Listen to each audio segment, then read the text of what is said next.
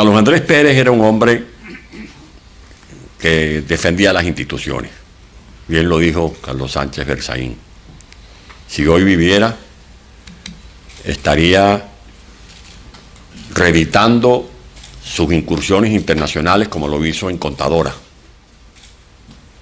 como lo hizo procurando la democracia para Bolivia, ayudando a esos pueblos, soportando las mofas cuando simbólicamente le entregaba un barco al pueblo boliviano que sigue luchando por acceso al mar, exponiendo su capital político, su estabilidad política, la gobernabilidad, cuando defendió a Nicaragua, que fue el epicentro de la maniobra artera que se articuló para sacarlo vilmente del poder. Carlos lo recordaba cuando estábamos en pleno Consejo de Ministros, ese día, 20 de mayo de 1993. Celestino Darmas, que era secretario general de la Presidencia, ministro de la Secretaría, tenía un puente telefónico con el doctor Luis Beltrán Guerra, que era quien estaba buscando información de qué decisión estaban tomando los magistrados en la Corte Suprema de Justicia. Celestino Darmas se inquietaba cuando recibía de Luis Beltrán información que las cosas no estaban desarrollándose como el presidente Pérez presumía que iba a ser el fallo definitivo. De allí lo acompañé al despacho. Yo tenía ese privilegio, porque más que gobernador o miembro del gabinete, era su amigo. Y vi a aquel hombre sereno en el despacho, viendo los cuadros, las pinturas de Bolívar, de Sucre, comenzando a borronear el discurso que en algunos párrafos acaba de citar Carlos Blanco y que es lo que da lugar a este título al presidente que murió 2 veces. Lo acaba de leer Carlos cuando dijo hubiese preferido otro tipo de muerte.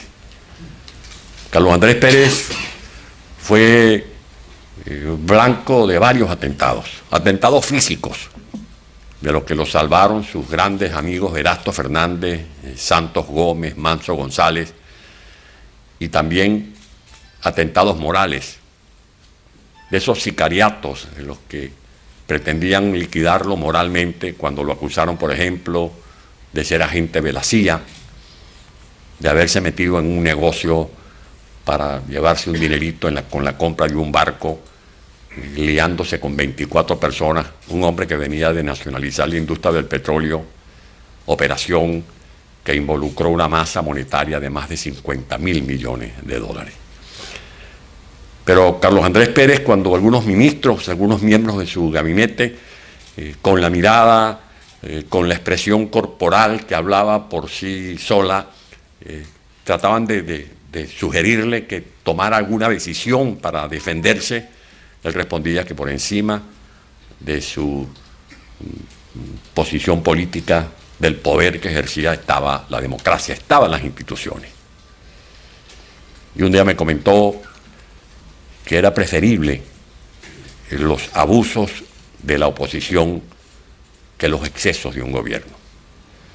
Y que por encima de los hombres que somos circunstanciales están las instituciones.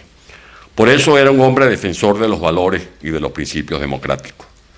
Un resiliente que se reinventaba, como lo recordaba aquí la periodista Barbosa, del policía feroz, tal cual como lo trataron de estigmatizar porque estuvo al lado de Rómulo Betancourt defendiendo la democracia como ministro de Relaciones Interiores, hizo de esos señalamientos la oportunidad para desarrollar esa frase espectacular de una campaña también espectacular cuando se le presentaba como el hombre capaz de desarrollar una democracia con energía. El hombre que usaba esas frases, esos dichos, llueve y escampa, como cuando sentía el chaparrón de las derrotas, pero después de estar empapado de esas adversidades, era capaz de tomar el sol, templar el espíritu, acerar su voluntad de lucha y volver a cantar victoria. Ese hombre reformista, modernizador, como lo describo en este libro, que no recoge simplemente mis opiniones, como lo decía Raúl Andrés, sino que fueron más de 60 entrevistas. Y le agradezco a Mixi su tolerancia de soportar allá en Madrid por los cambios de horario, la voz mía conversando con ministros, con exministros en la madrugada, tecleando para poder transcribir las conversaciones y poder presentar a ustedes una opinión o una semblanza humana, pero también del estadista, del hombre que fue capaz de asumir grandes responsabilidades al frente del Estado venezolano. Carlos Andrés Pérez tenía entre ceja y ceja que la educación era la gran herramienta para transformar a Venezuela. Por eso el plan de becas Real Mariscal de Cucho. Y en este libro entrevisto a varios becarios, uno de ellos Juan Fernández. Y traigo a colación en esta obra el testimonio de quienes estuvieron al frente de ese programa, el don ministro Gumersindo Rodríguez y el doctor Leopoldo López Gil. Cuando Carlos Andrés Pérez lo contrariaron, porque habían algunos factores opuestos a ese plan de becas, y le sugerían que por qué más bien, en vez de mandar a esos muchachos al exterior, no se traían para Venezuela académicos, para que esos cursos se dictaran en academias venezolanas. El presidente respondía, no, es que no es solo el título. Lo importante no es que el muchacho se gradúe de médico, de filósofo, de matemático, de ingeniero, es la cultura, es que conozca otras civilizaciones, es que regrese a Venezuela con otros idiomas, es que conozca otros hábitos, es que se le abra la mente a esos muchachos cuando vayan a China o cuando vayan a Alemania o cuando vayan a Francia. Y tenía razón. Y por eso Carlos Andrés Pérez sembró el petróleo. Y Carlos Andrés Pérez, que no tocaba ni trompeta ni tambor, pero tenía el alma en la música, o la música en el alma, fue el que le dio la batuta al maestro José Antonio Abreu. Se ha querido como apartar la figura de Carlos Andrés, no. El que crea el programa de orquestas infantiles, el que lo motoriza es Carlos Andrés Pérez. Por supuesto, Carlos Andrés Pérez sabía rodearse. A Carlos Andrés Pérez trataban de chotearlo. Hay un cuento, creo que Álvaro lo contó una vez, hay un cuento de Felipe González con el doctor Gonzalo Barrios. Estaban escuchando una intervención a Carlos Andrés Pérez y estaba el doctor Gonzalo Barrios al lado de Felipe González y le dijo, presidente González, al presidente Pérez lo único que le hace falta es un poquito de ignorancia. Porque decían que Carlos Andrés sabía de todo, que sabía. Pero ese hombre que sabía de todo se ocupaba de leer y estar al día de todo. Cuando hacíamos las giras, yo era el encargado de prepararle al presidente una ficha de los problemas de cada localidad. ¿Qué estaba pasando en Carúpano? Había un problema en Carúpano, por cierto, en Tunapuy, que era unas plagas llamadas la palometa peluda. Y a mí se me causaba mucha rabia, mucha risa, porque el presidente en el avión leía, y era una esponja. Y yo siempre no me montaba en la tribuna, sino que me quedaba recorriendo dentro de la gente, escuchando a la gente, y en eso escucho al presidente, la palometa peluda. Bueno, dando una cátedra sobre la palometa peluda. Bueno, pues era un hombre que escuchaba. Pero fíjense ustedes que ese hombre que quisieron presentar como prepotente, como que se le daba ¿de quién se rodeaba? ¿A quién escogió para PDVSA? ¿Escogió a alguien que fuera a hacer de PDVSA una empresa blanquita? No, escogió nada más y nada menos que a Rafael Alfonso Rabar, egresado del Instituto de Massachusetts. ¿Y a quién designó para ministro de Energía y Minas? A Valentín Hernández, que fue una recomendación de Rómulo Betancourt, por cierto. ¿Y qué hizo de PDVSA Carlos Andrés Pérez, junto con Rafael Alfonso Rabar y con los técnicos que dieron lugar a la meritocracia? La segunda empresa transnacional del mundo. ¿A quién escogió para dirigir el proceso de Guayana, las empresas básicas? A Leopoldo Sucre Figarela. ¿A quién escogió para dirigir el sistema de orquestas? A José Antonio Abreu. ¿A quién le puso el ojo para comenzar el proyecto del Metro de Caracas? Nada más y nada menos que a José González Lander, que fue ratificado después por el presidente Herrera, por el presidente Lucinchi, por el presidente Caldera.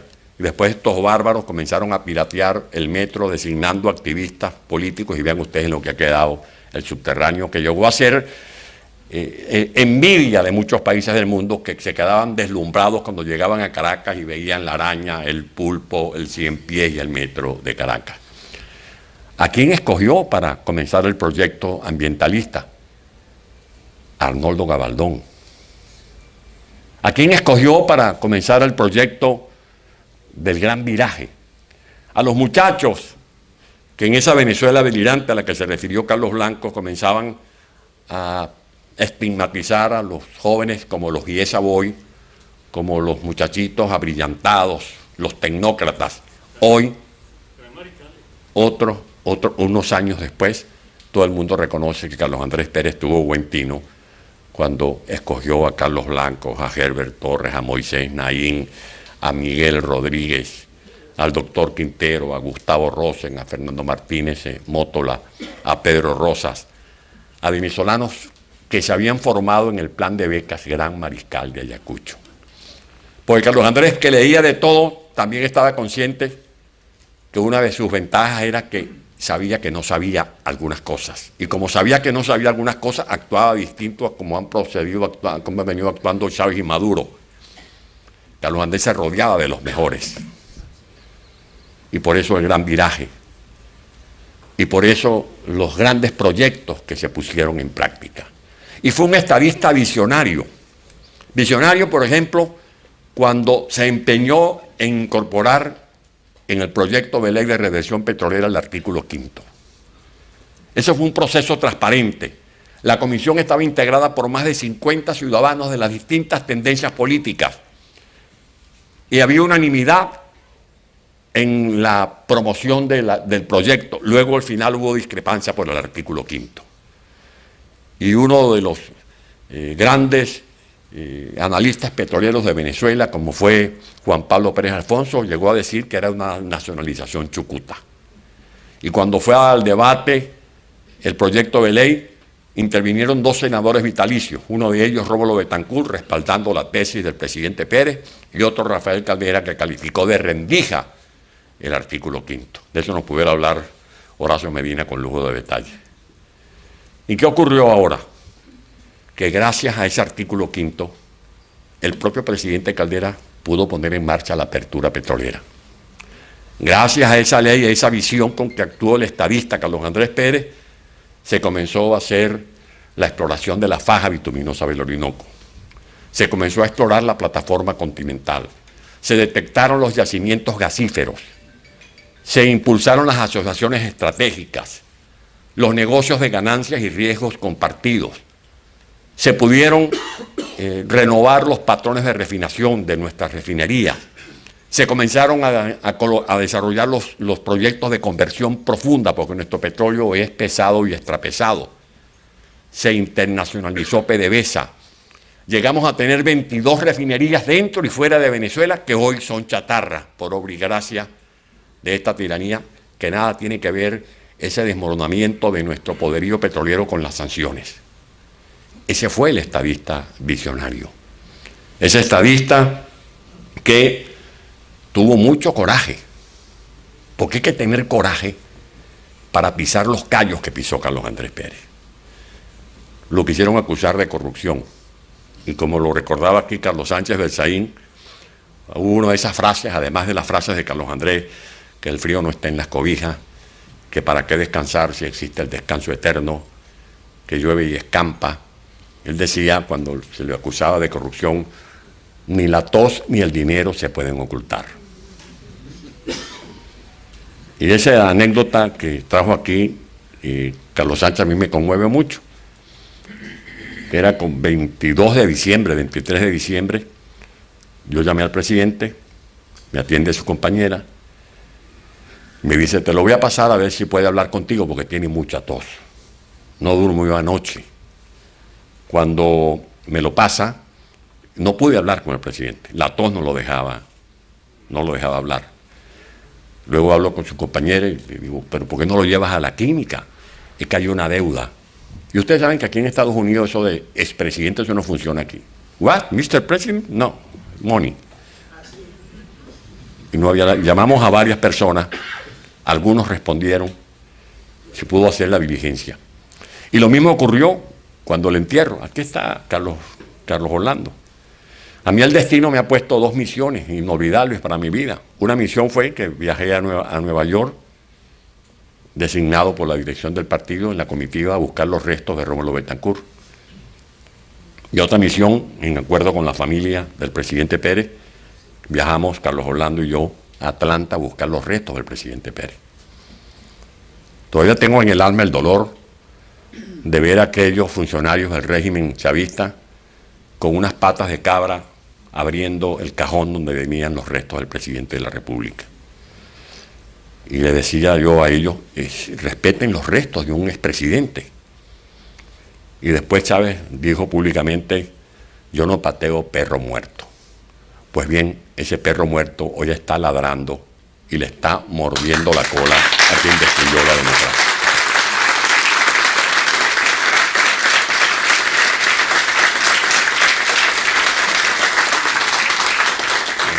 Carlos acaba de decir algo, Carlos Blanco acaba de decir algo muy importante. El presidente no era un hombre rencoroso. Y Carlos Andrés nació, y aquí lo describo en el libro, y como lo decía también su nieto, muy orgulloso, Carlos Andrés lo bautizaron con petróleo y lo perfumaban con café, con aroma de café. Pues recuerden que en Rubio surgió la petrólea en el Táchira, en primera industria petrolera, y su padre, Antonio Pérez Lemus, tenía una hacienda llamada La Argentina, donde sembraba y explotaba el café. Esa finca fue asaltada por los parientes de Gómez. Y Carlos Andrés no heredó odios. Muchos causavientes del gomecista incluso terminaron siendo funcionarios de alto nivel en sus dos gobiernos y cumpliendo importantes misiones en el servicio de política exterior. Él decía que eso era una valija muy pesada, andar con odios y con rencores. Gonzalo Barrios, que le hacía seguimiento y a veces sacaba una frase, llegó a decir una vez que Carlos Andrés Pérez, si va en la caravana presidencial y escucha que alguien le nombra a la madre, le dice, detenga la caravana, se baja, le pide el nombre y lo nombra ministro.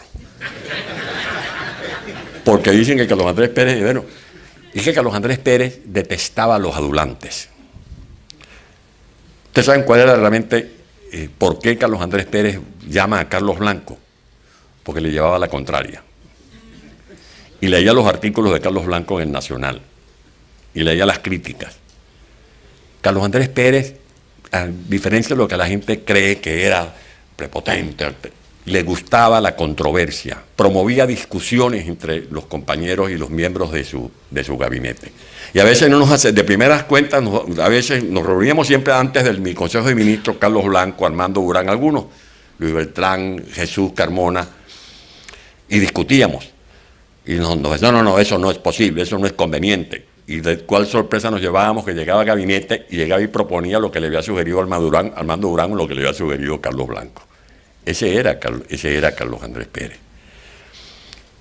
Un hombre generoso, un hombre solidario, que cuando llegó al gobierno impulsó la descentralización. Hay que ver lo que significa para un político, que no deja de ser humano, desprenderse del derecho constitucional de designar por decreto a los gobernadores. Pues eso era control político. Y sobre todo, como miembro de un partido que estaba acostumbrado que los secretarios generales podían ser al mismo tiempo gobernadores de Estado. Carlos Andrés Pérez es el que impulsa la descentralización. Aquí yo narro por primera vez cómo fueron los debates dentro de Acción Democrática. Esto es inédito, pues yo tuve el honor de ser el secretario ejecutivo de la comisión que regulaba las relaciones del partido y del gobierno. El único muchacho que había en ese grupo era yo, los demás eran puros líderes fundamentales. Y no se me olvida el día en que llegó el doctor Barrios a las 7 de la mañana a la casona, y antes de comenzar la reunión, yo quiero un punto especial, dice el doctor Barrios. Yo vengo de hablar con Orlando Contreras Pulido, líder en nombre de COPEI, y ellos están de acuerdo en que se posponga este proyecto de ley para la descentralización. Y pareciera que hay gente del MAS que también está de acuerdo. El presidente Pérez guardó silencio y eso le da un golpe a la mesa. Eso yo no lo acepto. Yo tengo un compromiso con el país y ese proceso de descentralización va adelante. Y se hizo la descentralización. Y eso me le generó inconvenientes dentro de Acción Democrática. ¿Qué era Recadi? Recadi era un centro de reparto de dinero, de dólares preferenciales. ¿Qué hizo Carlos Andrés Pérez? Al llegar eliminó Recadi y pisó callos. Hay que ver, me decía el presidente, los primeros esos empresarios que me decían que había que el pueblo enseñarlo a pescar y no darle el pescado, porque criticaban cuando se hacían políticas sociales, la beca, el borrar escorar, el vaso de leche, ahora se oponen cuando eran los primeros que me pedían que teníamos que hacer valer la Constitución de los derechos económicos, que teníamos que reducir el intervencionismo del Estado, pero no estaban de acuerdo con que se eliminara Recadi. Y eso lo hizo el presidente Pérez. Dos, le encomendó al ministro Moisés Naín adelantar la política de reformas comerciales, establecer un arancel fijo.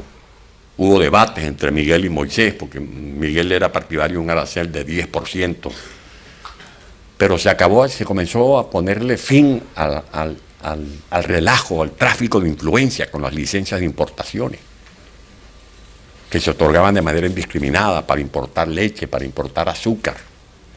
3, Carlos Andrés hace una conversión, subsidios indirectos por subsidios directos, porque a grandes sectores económicos del país le entregaban subsidios indirectos. Carlos Andrés Pérez dijo, no, vamos a convertir eso en subsidios directos. Creó el programa La Beca Familiar, que fue imitada por Brasil, que fue imitada por México y que fue calificado como uno de los mejores programas sociales de América Latina por el Banco Mundial. El PAMI, el Programa Alimentario Materno Infantil, la asistencia a la madre en estado prenatal y postnatal. Yo que fui gobernador, yo llegaba a la maternidad Concepción Palacio de madrugada con Mixi. Nos encontrábamos allí a niñas pariendo niños, porque eran muchachitas de 13 y 14 años. De madres, yo las vi, de madres guindadas de la puerta de la sala de parto, de la sala de admisión, de los dolores. Era la primera vez que veían un médico. La primera vez que veían un médico. ¿Y qué fue el PAMI? El programa más avanzado para atender a la madre en etapa prenatal, y el gancho para que la madre fuera a verse con el médico era el pote de leche y el lactobisoid. Y Carlos Andrés Pérez comienza a desarrollar una política fiscal, una política tributaria, que a pesar de todos los obstáculos dio resultados importantes. Para finales de 1991, Venezuela era el país con el mayor crecimiento económico del mundo, por encima de China, casi 10% del Producto Interno Bruto. Tenía una tasa de desempleo de 6% de primer mundo. Estaba comenzando a dominar el fenómeno de la inflación. Se estaba estabilizando el signo monetario. Y estábamos comenzando a ver los frutos de la masificación de la educación, porque el presidente Pérez siempre se adelantaba a su tiempo. Y cuando nosotros le preguntamos, presidente, ¿por qué usted ha cambiado su manera de pensar? Y dice, no, yo no he cambiado de pensar. Lo que ha cambiado es el mundo, lo que ha cambiado es el país y tenemos que adaptarnos a los nuevos tiempos. Carlos Andrés Pérez veía esta transición energética de la que tanto se habla ahora. A mí me correspondió ir en diciembre de 1992, me lo estaba comentando ahorita Carlos Sánchez Berzaín, a un encuentro de dirigentes estudiantiles. Yo era un muchachito. Y Carlos Andrés había sido designado candidato presidencial y el encuentro era para hablar de la política educativa con los líderes estudiantiles. Y cuando llegué al penthouse de la Casa Nacional en la Florida, Carlos Andrés Pérez en 1972, diciembre de 1972, comenzó a hablar del protocolo de Estocolmo. Y yo decía, ¿qué es esto? Ya Carlos Andrés Pérez estaba hablando del primer acuerdo, de la primera cumbre de la Tierra de 1972. O sea, Carlos Andrés Pérez es distinto a estos fariseos que van a la cumbre de Egipto a hablar del cambio climático y están devorando el Amazonas, están destruyendo 1.500 hectáreas del Amazonas, están destruyendo el arco minero. Carlos Andrés Pérez se le recuerda porque nacionalizó el petróleo, el plan de becas. No, Carlos Andrés Pérez también hay que recordarlo que es el presidente que dejó el mayor número de parques nacionales en Venezuela. El que creó el Ministerio del Ambiente, el primer Ministerio del Ambiente lo crea Carlos Andrés Pérez en América Latina. El que comenzó a hablar de las energías alternas en Venezuela. Cuando nadie hablaba del cambio climático, Carlos Andrés Pérez estaba hablando de la necesidad de preservar el ambiente, de cuidarle el lago de Maracaibo, el lago de Valencia, de que la salud no es solamente el antibiótico, que la salud era el agua potable, era la canalización de las aguas servidas.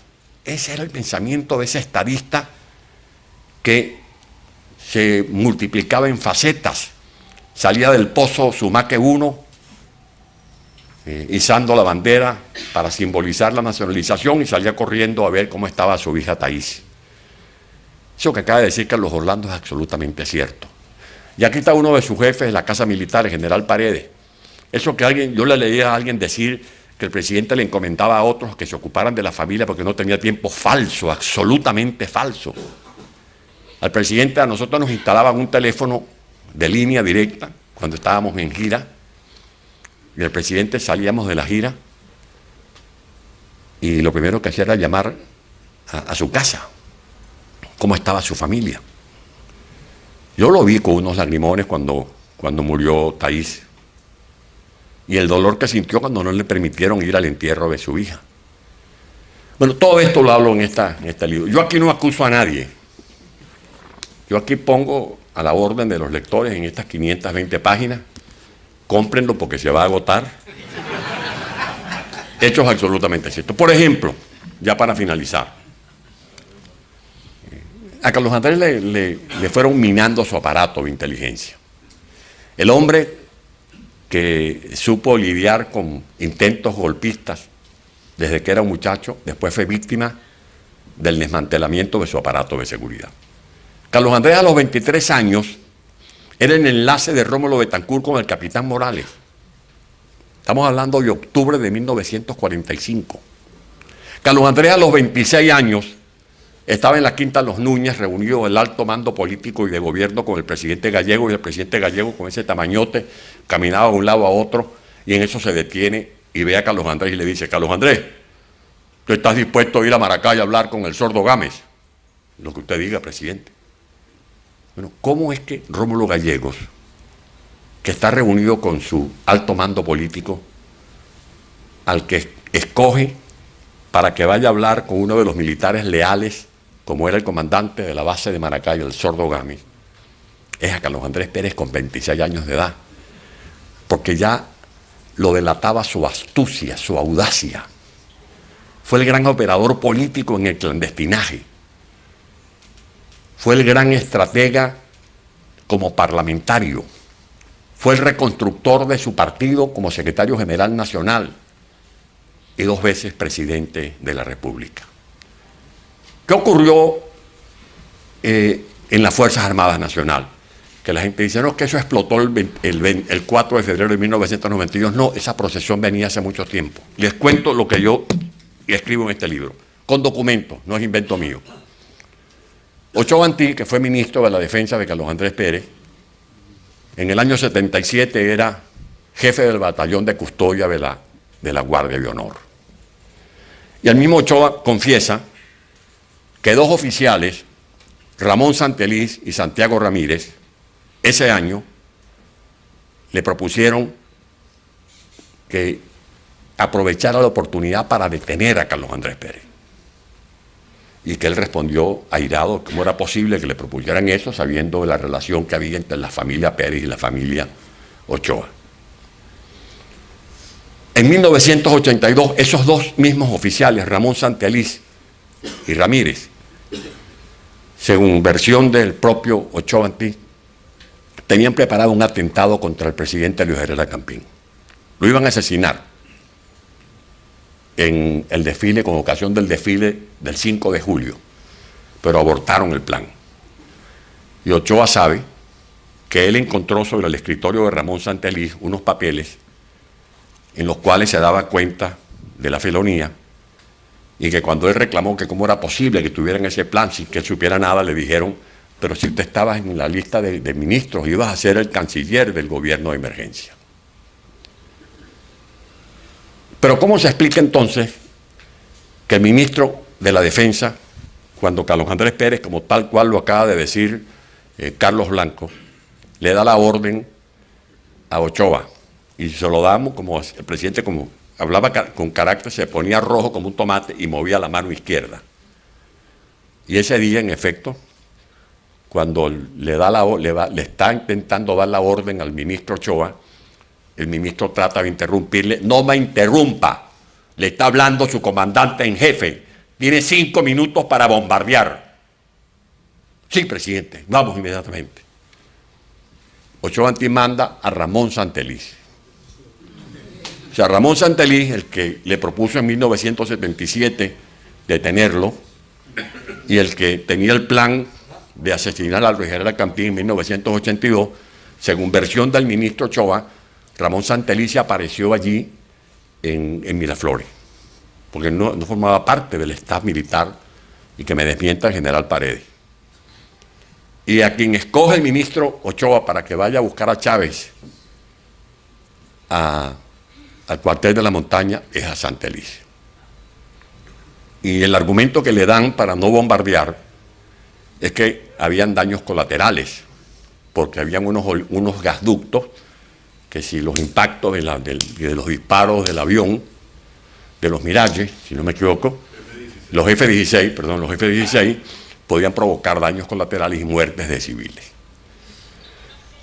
Bueno, se llevan a Chávez, se desaparece más de 3 horas, el ministro de la Defensa se va a la casona, le consulta al presidente Pérez sobre la declaración de Chávez.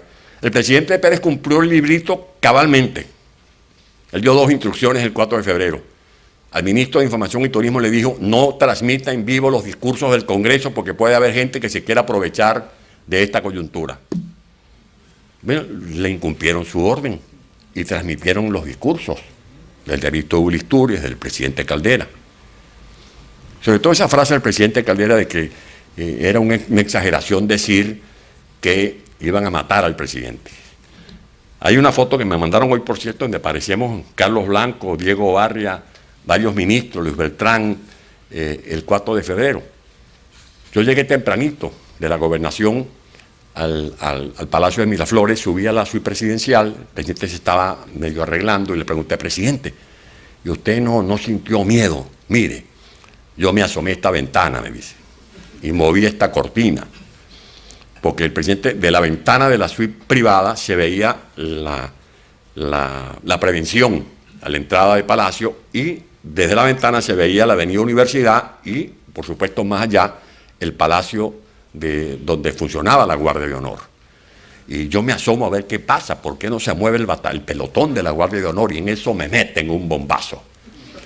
El presidente lo salva el blindaje que había ordenado el ministro Figueredo, que, por cierto, eso fue un escándalo muy grande.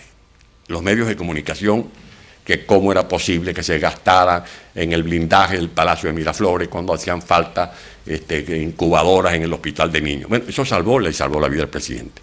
Y los que estuvimos en Palacio vimos los charcos de sangre. Lo que pasa es que esos cobardes que tenían afuera 400 hombres, y Chávez estaba ya encuevado en el cuartel de la montaña, fueron enfrentados por su casa militar, por 27 hombres y mujeres, era lo que habían dentro del Palacio de Miraflores. O sea que sí lo querían asesinar. Pero lo que voy, después el ministro Ochoa se va de la casona a Fuerte Tiuna. Antes lo habían llamado diciéndole que era necesario que Chávez declarara en vivo. La orden del presidente fue: declara pregrabado y declara sin uniforme, sin charretera y desarmado. Pues bien, Chávez apareció bañado, peinadito y perfumado y armado. Y el pretexto que se le dio es que si no declaraba en vivo, se ponían en riesgo vidas en Valencia, en Maracay, en Maracaibo. Pero lo insólito es algo que quizás ustedes no conocen, y yo lo narro en este libro, que cuando llega el ministro Ochoa al Fuerte Tiuna, ya Chávez había declarado, el ministro pregunta: ¿y dónde está el detenido?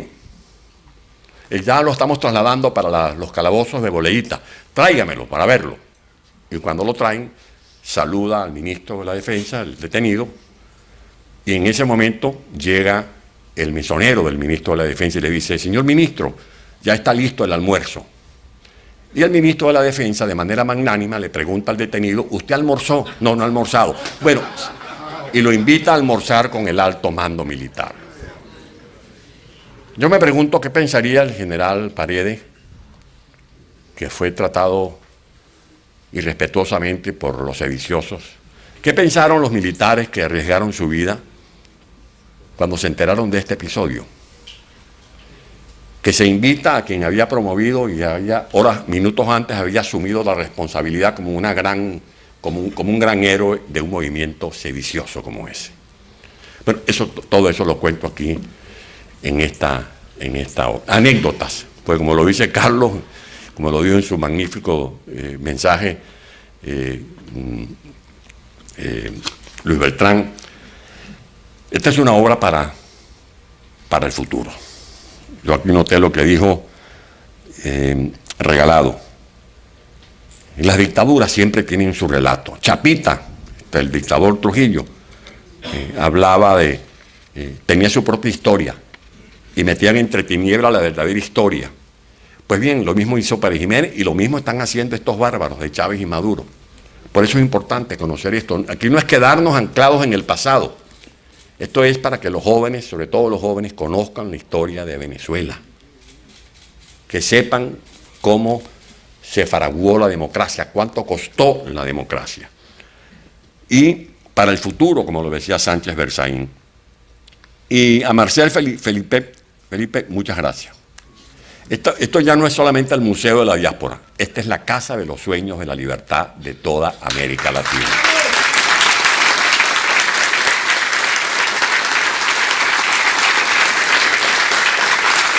Bueno, anécdotas, ya para finalizar, ya tengo aquí el semáforo intercambiando la luz roja y la luz verde. Cuando me dice me pela los ojos, pues ya tengo que poner final.